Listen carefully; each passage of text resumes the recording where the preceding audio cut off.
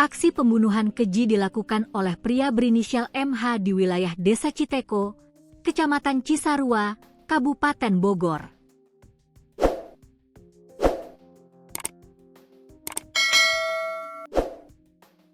Pria berusia 22 tahun itu nekat menghabisi pasangan suami istri, Pasutri, asal negara Pakistan yang merupakan bosnya. Nyawa MA, 56, dan FA, 47, dihabisi oleh MH karena sakit hati lantaran sering dimarahi hingga dituduh mencuri. Pembunuhan itu dilakukan pada Minggu, 1 Maret 2026, sekitar pukul 19 WIB di tempat tinggal korban kawasan Puncak Bogor.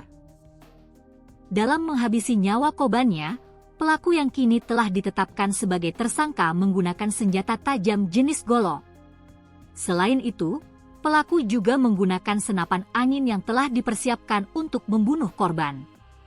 Kapolres Bogor, AKBP Wiha Ardi Lestanto mengatakan, berdasarkan hasil pemeriksaan bahwa pelaku memang sudah merencanakan aksi pembunuhan ini.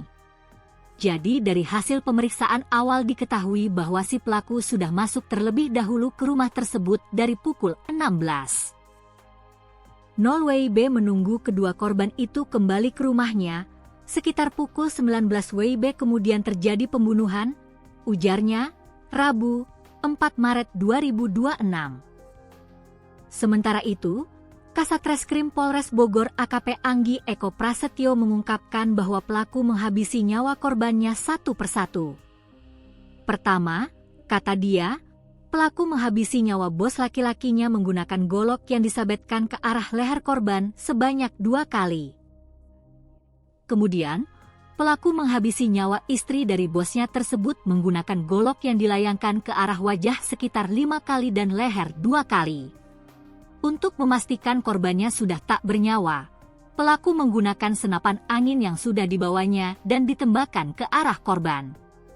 Senjata dia bawa dari awal. Jadi senapan anginnya disandang, goloknya disarungkan di pinggang di bawah, katanya.